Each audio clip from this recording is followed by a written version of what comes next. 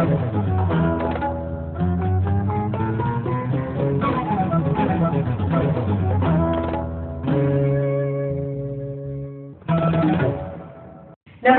आपकी आबादी बात नारी की में आप सभी का एक बार फिर से स्वागत है। मैं हूं गायत्री शर्मा। महिलाओं से जुड़े खास प्रोग्राम में हम लेकर आते हैं कुछ ऐसे मुद्दे जो देखने में भले ही आम लगे लेकिन होते हैं बहुत ही खास। तो इस बार के एपिसोड में हम लेकर आए हैं क्यों आम होते जा रहे हैं महिलाओं के साथ छेड़छाड़ जैसे मामले।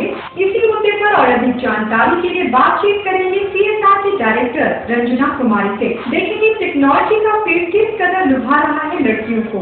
जानेंगे बढ़ती उम्र में मेनोपॉज के चलते होने वाली समस्याओं का क्या है इलाज। देखेंगे कुछ संस्थाएं किस तरह सहयोग कर रही है लड़कियों की प्रगति में। किस तरह सेमिनार के जरिए प्रयास किया जा रहा है विमेन एम्पावरमेंट का।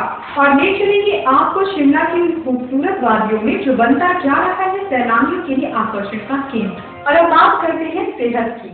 35 से 40 साल की उम्र की महिलाओं में मेनोपॉज के चलते हाइपरटेंशन और थायराइड जैसी समस्याएं बेहद आम हो चली हैं।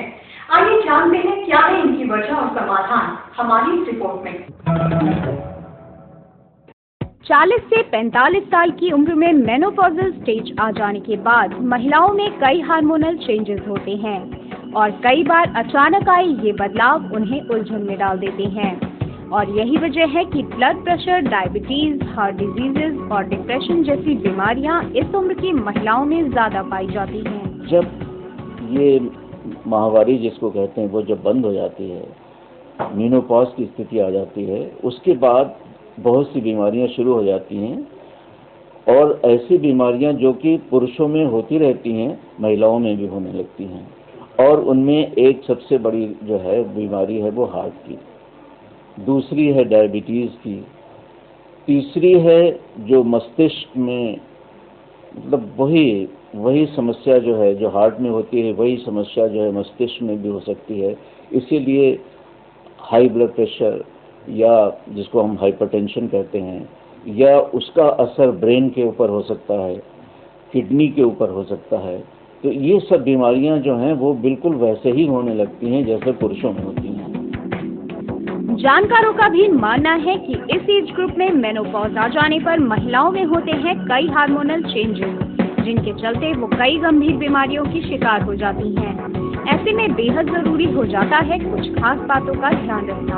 अमूमन 40 से 45 साल के बीच लेडीज में मेंस्ट्रुअल साइकिल बंद होने के चांसेस रहते हैं।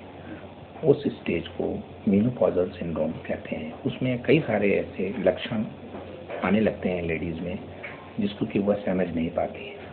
अमूमन ये हार्मोन के डिस्टर्बेंस की वजह से होता है।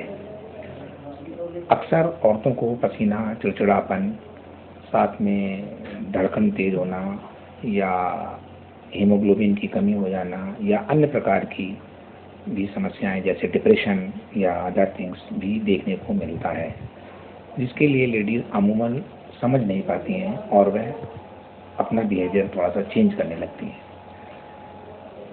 जो कि जैसा कि साइंस के हिसाब से कहा गया है कि हार्मोन्स लेवल अमूमन ठीक ठाक रहने चाहिए।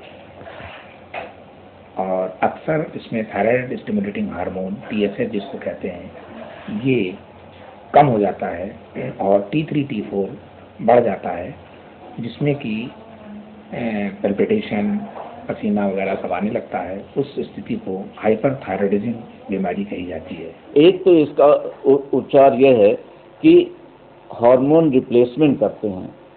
लेडीज़ को अक्सर जो है हार्मोन रिप्लेसमेंट की दवाइयाँ देते हैं ताकि वो हार्मोन्स की चीज़ें वो फिर से नॉर्मलाइज हो जाए।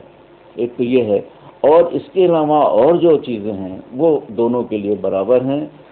जैसे डायबिटीज़ है उसके लिए जो भी उपचार है, लाइफ स्टाइल मॉडिफिकेशन है या योगा है, एक्सरसाइज है, वो लेडीज़ को भी करना चाहिए, पुरुषों को भी करना चाहिए। अर्ली मेनोपॉज आज भारतीय महिलाओं को बेहद तेजी से अपनी चपेट में ले रहा है, जो एक बेहद खतरनाक स्थिति पैदा कर सकता है। इसलिए डॉक्टरी सलाह के साथ जरूरी है स्वास्थ्य के प्रति आपकी जागरूकता।